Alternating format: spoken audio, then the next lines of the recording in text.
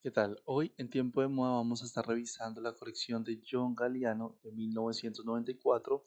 titulada Japonisme.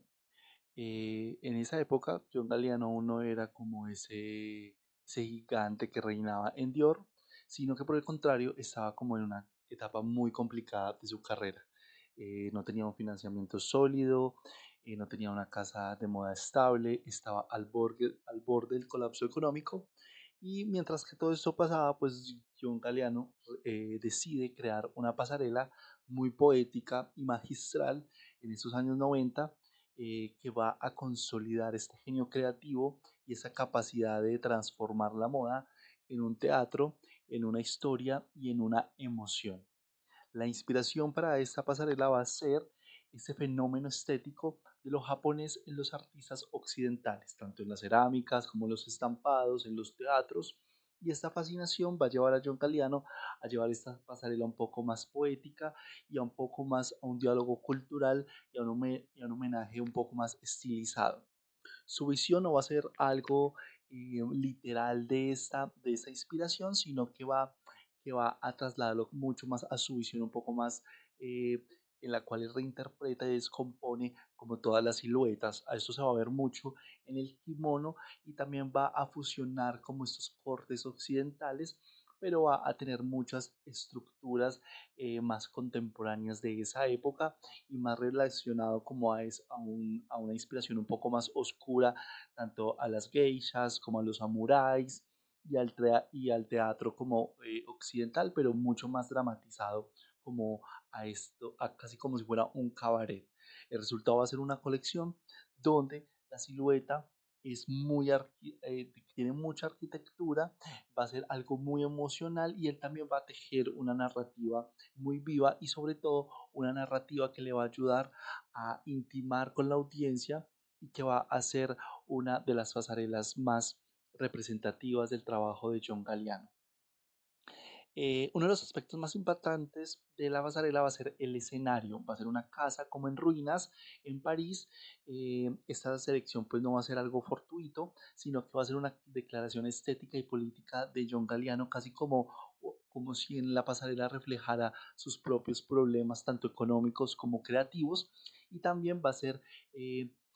porque va a tener también un espacio abandonado, va a ser sin calefacción, sin sillas, las sillas van a estar como tiradas, las modelos van a estar muy cerca de los espectadores, van a estar subiendo y bajando las escaleras y se van a envolver como en ropajes que van a trasladarse como entre el pasado, aferradas como al pasado y tratando de entrar al futuro.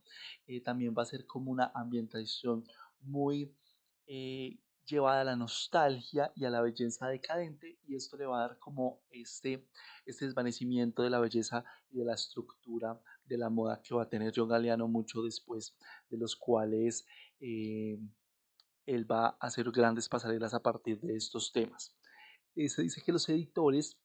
y grandes renombres de la industria estuvieron en esta pasarela porque se hizo como una voz a voz de que John Galliano necesitaba ayuda económica. Entonces muchos editores estuvieron allí para apoyarlo, pero sobre todo estuvieron personas claves, y por eso es que esta pasarela se considera una de las prioritarias de la moda de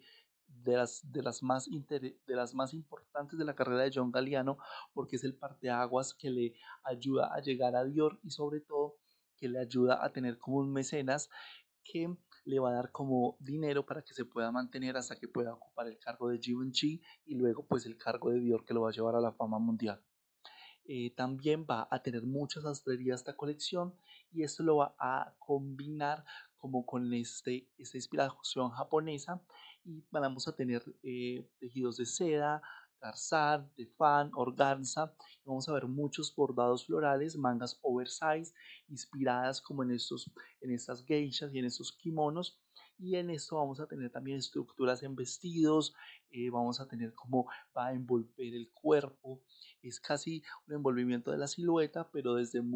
esta armadura casi como de papel. Y recordemos que también va a tener mucha inspiración de los samuráis, entonces vamos a tener como Vamos a tener esta ropa ceremonial y vamos a ver cómo las modelos se van a envolver en la pasarela. No va a ser una pasarela convencional, sino que vamos a empezar a ver cómo este teatralismo que va a manejar John Galliano en todo su trabajo. Vamos a tener como estas dos vertientes que va a ser lo sensual y lo restringido en toda esta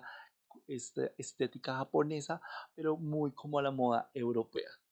Que va a tener esta pasarela en el impacto de la moda, que obviamente va a revivir la carrera de John Galliano y sobre todo va a ser una declaración del arte de vestir que transforma y trasciende a partir del tiempo. Esta pasarela siempre va a estar como en una de las más importantes de la carrera de John Galliano por su dramatismo potente, con su poética narrativa y sobre todo con estas siluetas que va a presentar de una forma muy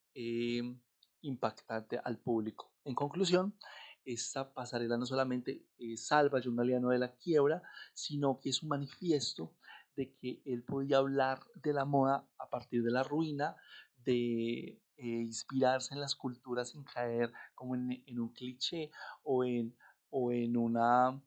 o en una burla, sino que lo convertía en algo arriesgado y profundamente emocional para él. Y también habla de un acto de resistencia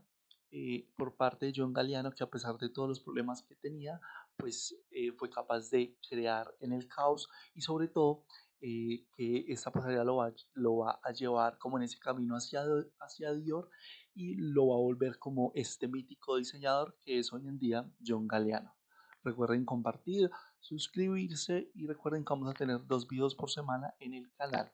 Nos vemos en el siguiente video.